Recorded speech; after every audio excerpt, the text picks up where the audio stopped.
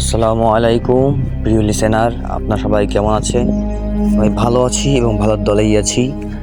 আজ কয়েকটি ভয়ঙ্কর ঘটনা যা বাস্তবেই আমাদের এলাকা এবং কয়েকটি জায়গায় ঘটেছে সেগুলো আজকে তুলে ধরবো।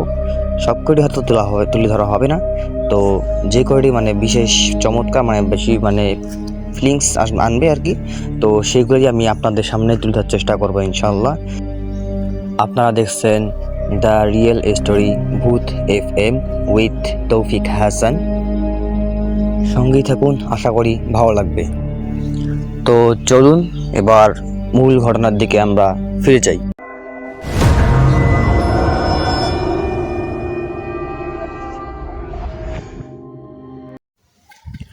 ঘটনাটি আমি সেভাবে শোনাচ্ছি যেভাবে আমাকে বলেছে আমার এক বোন।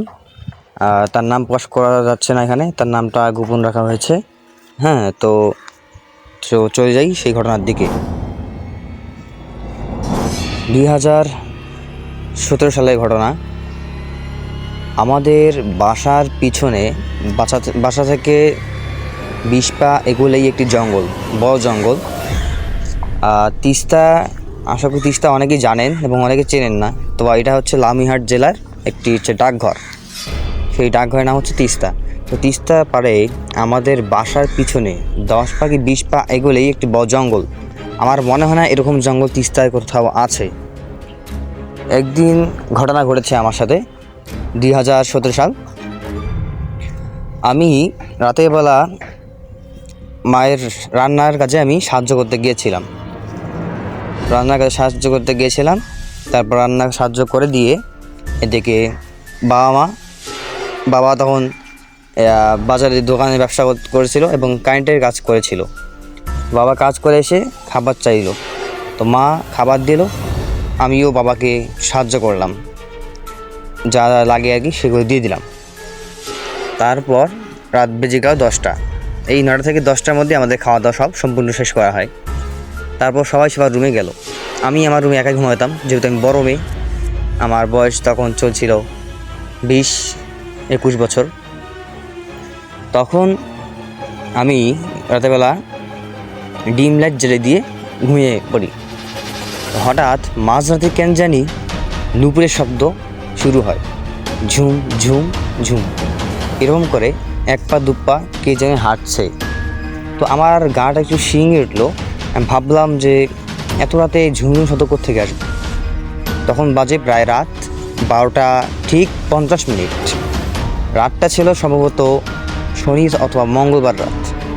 আমি সেইভাবে বলতে পারছি না, আসলে যেভাবে আমি লিখে দিয়েছি সেভাবেই বলছি। তো আমি দেখলাম যে জানালার পাশে একটি সাদা পোশাক পরিধান করা একটি মেয়ে চুলগুলো আছড়ে পড়ছে, মাটিতে ছেঁচড়ে যাচ্ছে, যেভাবে মাটিতে ছেঁচড়ে যায় সেভাবে ছেঁচড়ে যাচ্ছে আর কি। তো আমি দেখলাম মেয়েটা লম্বা চওড়া, একটু লম্বা করে। তো মেয়েটার চেহারা দেখা যাচ্ছে না ঠিক, চুলগুলো একদম কালো, একটু লাইটিং মারছে। কিন্তু তার পোশাক যে পরিধান করা সেটা হচ্ছে সাদা, একদম সাদা। তার চেহারা সব কিছু সাদা, কিন্তু তার চেহারা দেখা যাচ্ছে না, কিন্তু বোঝা যাচ্ছে যে সম্পূর্ণ সে সাদা, একদম চেহারা সব কিছু একদম সাদা। তো আমি কিছুটা ভয় পেলাম, দেখলাম যে ঝুমঝুম শব্দ তার ওখান থেকে আসছে। তো আমি একটু ভয় পেয়ে কম্বলকে গায়ে মোড়া দিয়ে কম্বলের ভেতরে ঢুকে পড়লাম। তো পরে কিছুক্ষণ পর আবার দেখি সেই একই শব্দ, ঝুম ঝুম ঝুম। এবার শুধু নুপুরের শব্দই নয়, বরং এবার হাতের চুড়ির শব্দ এসেছে। তো আমি ভয় পেলাম। ভয় পেয়ে আস্তে করে নিচে নেমে, বেড থেকে নেমে আমি লাইট জ্বালিয়ে দিলাম। লাইট জ্বালিয়ে দেওয়ার পরে মায়ের কাছে গেলাম। মাকে যে বললাম, মা এরকম সমস্যা হচ্ছে, আমি আজকে ঘুমাবো না, তুই আমাকে আমার সাথে থাকো, আমার ভয় লাগছে। তো সেদিন কী আর করার, যেমন কথা তেমন কাজ। মা আমাকে রাগ হলো, বলে এত বড় হচ্ছিস, কিছুদিন পর তোর বিয়ে তো হবে, তুই এখন এত ভয় পাচ্ছিস, বিয়েটা ঠিক আছে বেলে তো মনে হয় তুই সে বল। তো মা তখন আমাকে সে কথা দাম দিল না। তো আমিও ভাবলাম যে হয়তো ওর ময়না ভুল, মা যেটা বলছে সেটাই ঠিক। তো আমি কি করলাম, আমি আবার সেই একইভাবে আবার নিজের মতন করে নিজের রুমে গেলাম। নিজের রুমে গিয়ে ঘুমিয়ে শুয়ে পড়লাম। তো কিছুক্ষণ পরে দেখলাম আবার সেই একই শব্দ।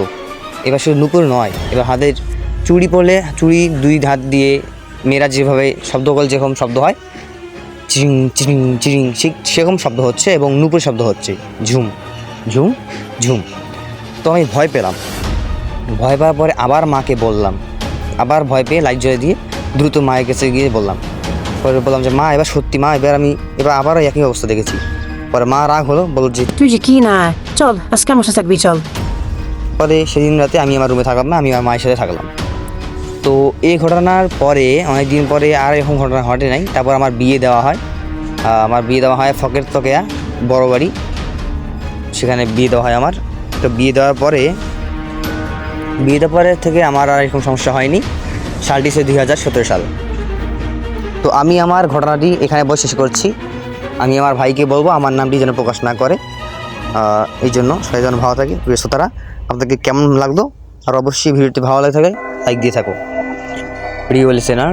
তো চলুন এবার চলে যাই আমরা পরবর্তী ঘটনার দিকে। এটা আমার নিজ মায়ের মুখ থেকে শোনা, এটা আমার নানু বাসার ঘটনা। 2004 সাল থেকে শুরু হচ্ছে, 4 সাল থেকে 22 সাল পর্যন্ত এরকম ঘটনা ঘটেছে। তো সেটিকে আপনাকে জানাচ্ছি বিস্তারিত। আপনারা মন লাগিয়ে দেখতে থাকুন, শুনতে থাকুন, ভালো থাকুন এবং ভালো দয়ে থাকুন। আশা করি ভালো লাগবে আপনাদেরকে।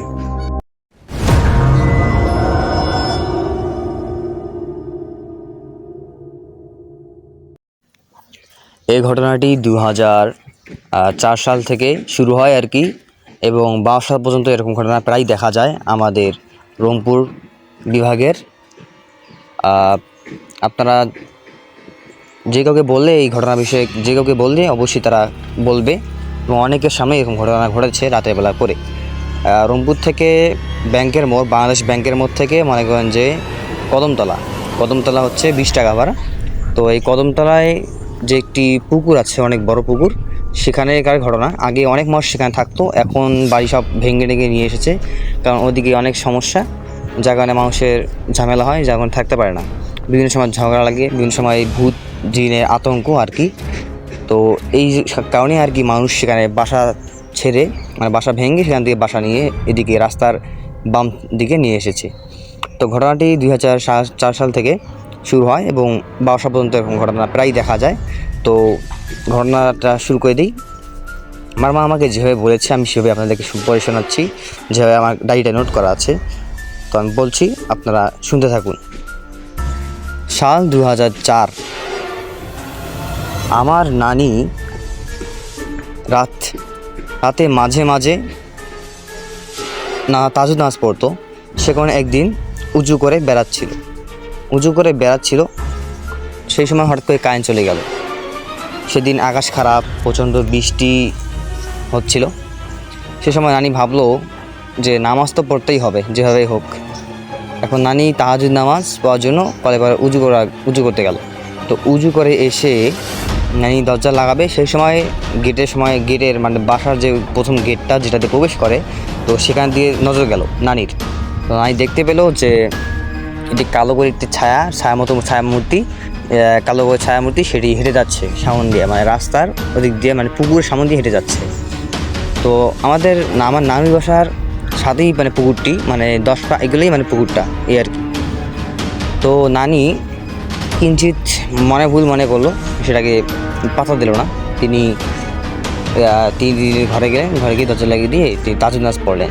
তাহাজ্জুদ নামাজ পড়ার পরে তিনি মোমবাতি জ্বালিয়ে নামাজ পড়লেন। নামাজ পড়ার পরে তিনি ভাবলেন যে এত গরম, এই সময় গরম পড়েছে, আবার এদিকে বৃষ্টি, একটু হালকা বাতাস তো লাগছেই, কিন্তু আমার তো হবে না, আরও বাতাস দরকার। কারণ তো আমার একটা কথা বলে রাখি, আমার নানি হচ্ছে ডায়াবেটিস, আর তার খুব প্রেশার হচ্ছে, যার কারণে তিনি গরমকে সহজে সহ্য করতে পারেন না।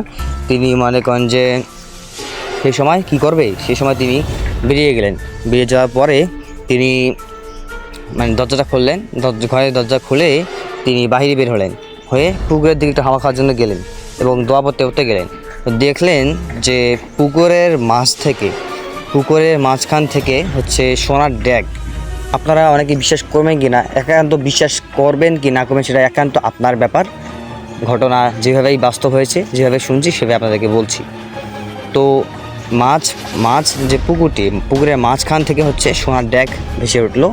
দেখলো যে অনেকগুলো সোনা, অনেকগুলো রূপা, অনেকগুলো মানে সোনা, সব মানে যত কিছু আছে, গহনা টহনা, আংটি, সব কিছু সোনার, এমনকি সোনার মুদ্রাও বেরিয়েছে।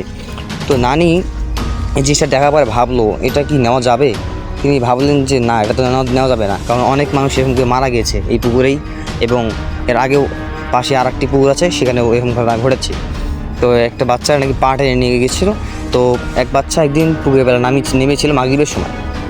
তো আপনারা জানেন যে অনেক বাচ্চারা খেলাধুলা করে আঁচড়ের পর, খেলাধুলা করতে তাদের মাগরিব বেজে যায়, এমনকি মাগরিবের পরেও অনেকের খেলা শেষ হয়ে যায়, এরকম আপনারা অনেকে জানেন। তো নানি একদিন দেখলো একটা ছেলে পুকুরে নামছিল পা ধোয়ার জন্য। তো সেই সময় তার পা টেনে নেয় কে জানি। তো নানি জোরে চিৎকার করতেই সেই জিনিসটা, সে বাচ্চাটি পা ছেড়ে দেয়, যার কারণে বাচ্চাটি অল্প একটুর জন্য বেঁচে গিয়েছে। তো নানি বিভিন্ন দোয়া পরে সেই ছেলেটার উপর ফু দিল, দেওয়ার পরে সেই ছেলেটাকে বাসায় এগিয়ে দিয়ে দিল। নানি তারপর সঙ্গে সঙ্গে নিজের ঘরে গেল। তো এই ঘটনাটি 2004 সালের ঘটনা। এবার নেক্সট ঘটনার মধ্যে আসি, সেটা হচ্ছে যে আমার মামা, মানে হচ্ছে আমার নিজের মামা, আমার মায়ের মুখ থেকে শোনা, আমার মামাকে ছোটোবেলা নদী এলাকা থেকে মানে হারিয়ে গিয়েছে। তো আমার নানুর বাসা থেকে হচ্ছে নদী পার হচ্ছে প্রায় 2 কিলোমিটার কি 3 কিলোমিটার, মানে হেঁটেই যাওয়া যায়, সোজা রাস্তা একদম বাসার দরজা দিয়ে, মানে পুকুরটা পার হয়ে গেলেই মানে যাওয়া যায়। পুকুরের মাঝে একটা রাস্তা আছে, সেই রাস্তা দিয়ে সোজা যদি হেঁটে যান আপনারা 3 কিলোমিটার, তো অবশ্যই আপনারা সেই নদী পার পেয়ে যাবেন। তো কি হচ্ছে, আমার মামা ছোটোবেলা থাকতে হারিয়ে গিয়েছে। কীভাবে হারিয়ে গেল সেটা আমি আপনাদেরকে বিস্তারিত বলছি, আপনারা মন লাগিয়ে শুনুন। আমার মামার নাম কী ছিল আমি আমার নিজের মনে নেই, আমার মায়ের মুখ থেকে শোনা।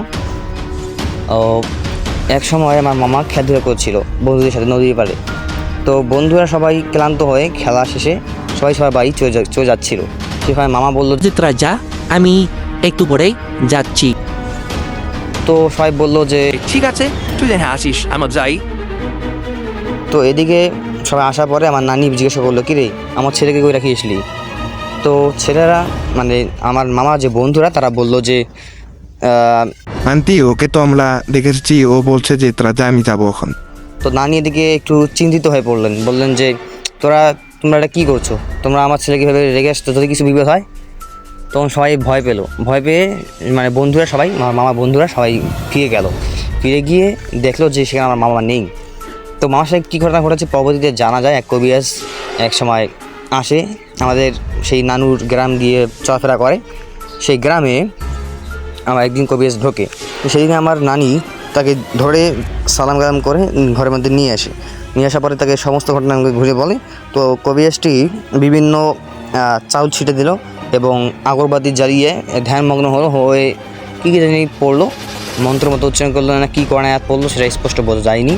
তো তারপর বললো যে কিছুক্ষণ পরে কবিরাজটি বললো যে আপনার সন্তানকে হচ্ছে একটি বই নিয়ে গেছে, যেটা হচ্ছে জিন জাতির মেয়ে, যেটাকে বলা হয় পরী।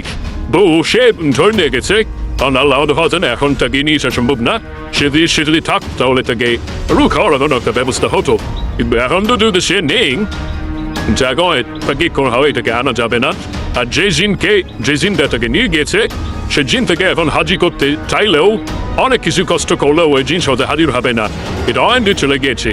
তো আমাকে মাফ করবেন, আমি চেষ্টা করলাম, পাচ্ছি না। তো এই বলে ফকিরটি এক কোটা চাউল নিয়ে সেখান থেকে চলে গেল। তো এই ছিল আমার মামা ঘটনা। পরবর্তীতে জানা যায় তারপর এইভাবে অনেক বছর কেটে যায়। তারপর 2011 সালের দিকে আমার নানি খোঁজ পায় যে আমার মামা নাকি পাওয়া গিয়েছে, সেটা হচ্ছে ঢাকা মিরপুরে ওখানে। তো মামার খোঁজ পেয়ে নানি একজনকে জিজ্ঞাসা করলো যে আমার ছেলে কই? তো আমার মামা বিষয়ে বলল যে আপনার সন্তানকে তো একজন পালছে, একজন লোক পাইছে, সে পেয়ে তার সন্তানের মতো মানুষ করে এখন সে চাকরি করছে, হয়তো বিয়ে দেবে কয়েকদিনের মধ্যে। তো আমার নানি সেখানে একবার গিয়েছিল, যাওয়ার পরে তাকে বলছিল যে বাবা আমাকে চিনতে পারছো? কিন্তু মামা তখন নানিকে চিনতে পারে নাই। মামা ছোটো থেকে যার কাছে মানুষ হয়েছে তাকেই বললো, তার কাছে অনেক ঘটনা শুনছে যে তারাও অনেক এরকম সমস্যা দেখেছে।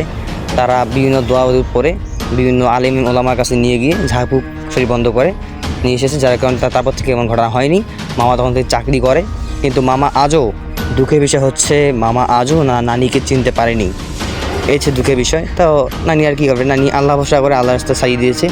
যাক, ওই সন্তান মানুষের কাছে হোক, এই হচ্ছে আমার দুঃখ। এইভাবে নানি বলে আমার মাকে এই কথাগুলো বলে, আর আমার মামি আমার নানু সবাই কান্নাকাটি করছিল এইভাবে, মামা মামি। যারা আমার আমার একটা কথা বলে রাখি, আমার মামারা হচ্ছে 4 ভাই। 4 ভাইয়ের মধ্যে 1 ভাই হারিয়ে গেছে, সেটা তো বললাম আপনার ঘটনাটি। তো এই ছিল আজকের ঘটনা। তো আপনাদেরকে কেমন লাগলো অবশ্যই ভিডিওর কমেন্টে জানাবেন। তো এই ছিল আজকের আমার সেই মামার ঘটনা, যেভাবে আমার মা বলছে আমি সেভাবে আপনাদেরকে পড়ে শোনাইছি।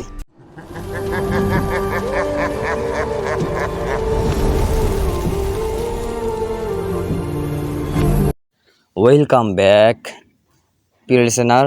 আপনাদেরকে ঘটনাটি কেমন লাগলো অবশ্যই মতামত আপনারা কমেন্টে জানাতে ভুলবেন না। এবং আপনাদের যদি এরকম ঘটনা বাস্তবে থেকে থাকে, যদি আপনারা যদি চান আমাদেরকে ঘটনাটি পাঠাবেন, চাইলে আমাদের ডিসক্রিপশনে থাকা একটি ইমেল থাকবে, ইমেল অ্যাড্রেস, সেটাই আপনারা চাইলে সেখান থেকে আপনারা সেই ইমেলটি নিয়ে আপনার জিমেলে গিয়ে ইমেল করতে পারেন, ইমেল অথবা জিমেল করতে পারেন আমাদেরকে আপনার ঘটনাটি। তো আজকে এই পর্যন্ত, সবাই ভালো থাকুন, আল্লাহ হাফেজ।